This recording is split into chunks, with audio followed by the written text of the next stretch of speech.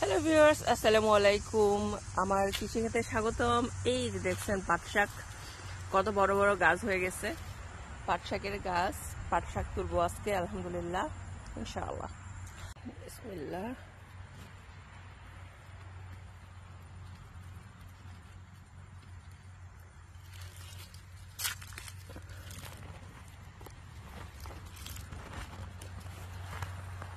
এটাকে আমরা বলি কুশি, পাট শাকের কুশি। এই যে প্রতিটা শাকের পাতার কাছাকাছি করে একটা হয়। এগুলো অনেক সফট এবং এটা খেতেও ভালো, তাড়াতাড়ি সিদ্ধ হয়ে যায়।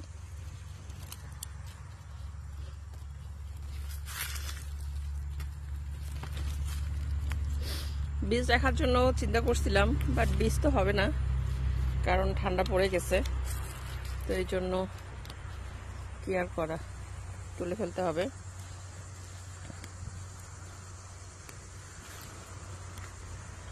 পাট শাক, সোনালী আঁশ। পাট হচ্ছে সোনালী আঁশ আমাদের বাংলাদেশের। এখন আর এই সোনালী আঁশের তেমন ভ্যালু নাই। একসময় বাংলাদেশ থেকে পাট শাক, পাট আর কি রপ্তানি করে অনেক আমাদের বাংলাদেশের জন্য ইয়ে নিয়ে আসতো, কি বলবো, যে বিদেশি কারেন্সি। এখন তো আর পাট শাক ওভাবে চাষাবাসও হয় না। আমাদের ছোটবেলায় দেখেছি, আমাদের ওখানে সবাই পাট শাকের এইটা যখন টাইম হইতো আর কি পাট শাক চাষ করার জন্য, তখন সবারই পাট শাক লাগাতো জমিতে। তারপর যখন গাছ বড় হয়ে যেত, সেইটা তো পানিতে ভিজিয়ে রাখতো। পানিতে বলতে ওই যে নদীর চারপাশে ভিজিয়ে রাখতো। আর পাট শাকের গাছটা যখন পচে যেত, গন্ধ, ওর আশেপাশে দিয়ে হাঁটা যেত না, কিন্তু ওটা বাধ্য হতো ওরা ভিজে রাখতে। কারণ হচ্ছে না ভিজালে তো ওই যে পাটটা নিতে পারবে না ওখান থেকে, তো তুলতে পারবে না ওরা। তো যখন ভিজে যেত তখন আস্তে করে পাটটা সরাই নিত, আর ভিতরের যে স্টিকটা থাকতো সেটাকে আমরা শিন্ডা বলতাম, শিন্ডা। সেইটা রান্নার কাজে ব্যবহার করা হতো। রান্না বলতে চুলা জ্বালানোর জন্য, কারণ ওইটা অনেক লাইট, তো একটু আগুন দিলেই একদম জ্বালাই দিলেই আগুন জ্বলে উঠে। তারপর ওটার সঙ্গে আরো অন্য কোনো লাকড়ি দিয়ে তখন রান্নাটা শুরু করে। তো শিন্ডা, কিন্তু শিন্ডাটা যখন শুকাইতো, শুকানোর সময় যেটা হতো যে ওইটার মানে অনেকগুলো একটা গোছা, যেমন মনে করেন এখানে কতগুলো আছে, এরকম 50-60টা বা 100টার মতো গোছা পাট শাকের গাছ একসঙ্গে শিন্ডাটা বেঁধে হচ্ছে ইয়েতে করে দিত, মানে শুকাতো লাইন করে। আর ওটার নিচটা একটু সরিয়ে দিত, সরানো থাকতো। আমরা ওটাতে লুকোচুরি খেলতাম। অনেকগুলা পাট শাকের গাছ হচ্ছে শুকাতো। যখন পাটটা সরা নেওয়ার পরে শিন্ডাটা যখন শুকাইতো আর কি, আমরা শিন্ডা বলি, আমি জানি না আপনাদের অঞ্চলে কি নামে ডাকে ওটাকে। ওই শিন্ডাটা যখন শুকাতো, ওই সময় আমরা ওইখানে লুকোচুরি খেলতাম। মানে পুরো আমাদের, আমরা খুলিবাড়ি বলি, বাড়ির সামনের উঠোন যেটা, তো ওটাতে হচ্ছে আমরা সব কাজিনরা মিলে একদল, একদম বাচ্চা কাচ্চা সবাই ছোটাছুটি করতাম, খেলতাম লুকোচুরি। কে কোনটার ভিতরে ঢুকে আছে জানি না। আবার ওখানে এমনি ঢুকে আমরা খেলতাম, রান্নাবাটি খেলতাম। এটা আমার বাসা, ওইটা ওর বাসা। তারপরে মেহমান ওই আরেকজনের বাসায় যেতাম। আর পাতা, বিভিন্ন রকমের পাতা দিয়ে আমরা খাবার রান্না করতাম, পিঠা বানাইতাম, পোলা বানাইতাম, ডিজাইন করতাম। আর এরপর হচ্ছে আরেকটা জিনিস করতাম, সেটা হচ্ছে পাতা শুকায় গেছে সব। আমরা হচ্ছে ওই যে কলা গাছ আছে না, কলা গাছের যে ছাল থাকে তার চিকন পাশ দিয়ে একটা চিকচিকি একটা ইয়ে জিনিস থাকে, বর্ডার, ওটা তুলতাম, তুলে আমরা ওটা শাড়ি বানাইতাম।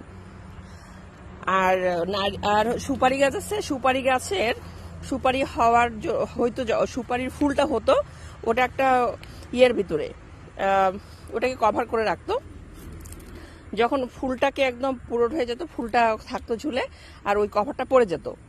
তো ওইটা আমরা নিয়ে চিকন চিকন করে ইয়ে করতাম, ছিঁড়তাম, ছিঁড়ে ওটাকে আমরা মাথার চুল বানাইতাম। আমাদের ছোটবেলায় আমাদের চুল ছিল না সেরকম, আর বড় বড় চুল আমাদের খুব পছন্দ, তখন মাথায় ওটা বেঁধে আমরা ওটাকে লম্বা লম্বা চুল মনে করে খেলতাম। তো এই হচ্ছে কলা গাছের ছিলকা দিয়ে ছাল দিয়ে আমরা হচ্ছে শাড়ি বানাইতাম। সুপারি গাছের ফুলের যে কভারটা ওটা দিয়ে আমরা মাথায় চুল বানাইতাম। আবার সুপারি গাছের যে পাতার যে ঢাকনাটা ওটা পরে যখন যেহেতু শুকানো, ওটাতে করে আমরা আমাদের রাইড বানাইতাম। একজন টানতো আর একজন ওখানে বসতো, ওখানে বসে যেতে যে কি মজা।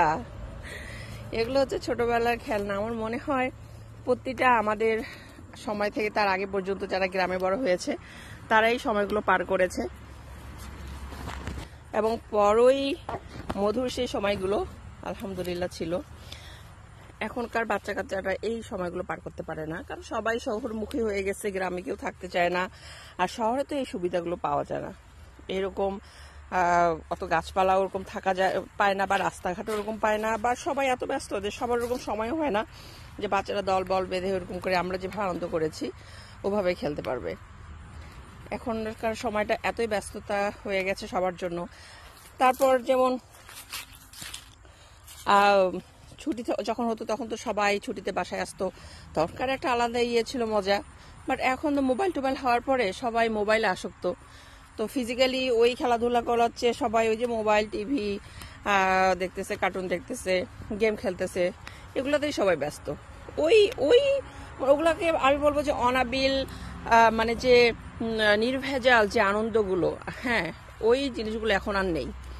এবং ওইটাতে যেটা হতো মানুষের যে আমাদের যে বন্ডিংটা, যে আন্তরিকতাগুলো যেভাবে তৈরি হতো ওই রকম করে এখন হয় না, কারণ এখন তো সবাই মোবাইলের মধ্যে ঢুকে থাকে।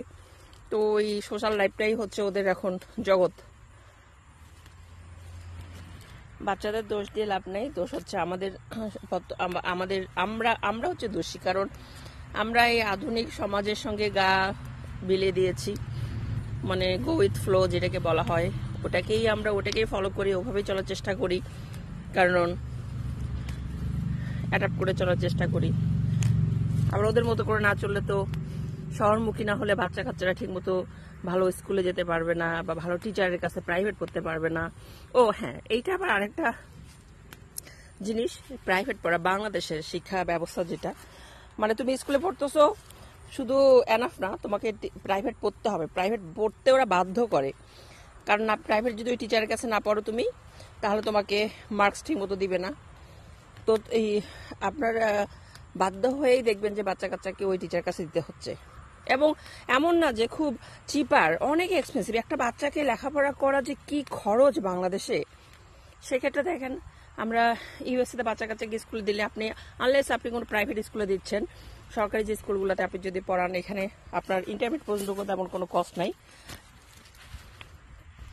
তারপর ভার্সিটিতে গেলে তখন যদি স্কলারশিপ পায়, ওগুলোর একটা অপশন আছে, হ্যাঁ যদিও লোন নিতে হয় তখন, বাট স্কলারশিপ পাইলেও অনেকটা কমে যায়। বাট এই যে কিন্তু বাংলাদেশে আপনার শুধু মানে ক্লাস 1 থেকে শুরু করে, মানে ওখানেও ভর্তি করার জন্য ওদেরকে প্রাইভেট দিতে হয়, যে কোন ভালো স্কুলে ভর্তি হবে। আবার স্কুলে যে ফি, একটা ভালো স্কুলে পড়তে গেলে, দেন প্রতিটা সাবজেক্টে একটা করে টিচার রাখা, ইটস সো এক্সপেন্সিভ। মানে কি বলবো, কি অবস্থা হয়ে গেছে আমাদের দেশটার। যাক, কোথা থেকে কোথা চলে আসছি বাদ দিই, এখন দেশের যে অবস্থা। আমরা ছোটবেলায় খেলায় যেটা আর কি করতাম, এই যে পাট শাক তুলতে এসে আমার আসলে এই কথাগুলো মনে হলো, যে পাট শাকের নিয়ে কত স্মৃতি। পাট শাক তুলতাম আমরা, পাট শাকের গাছ নিয়ে খেলতাম। তো এই আর কি, আমার মতো এরকম কার কার অভিজ্ঞতা রয়েছে এই নস্টালজিয়ায় ভুগেন, জানাবেন কমেন্ট বক্সে। এই তো আজকে পর্যন্ত সবাই ভালো থাকবেন, সুস্থতার জন্য দোয়া করবেন। আল্লাহ হাফেজ, আসসালামু আলাইকুম।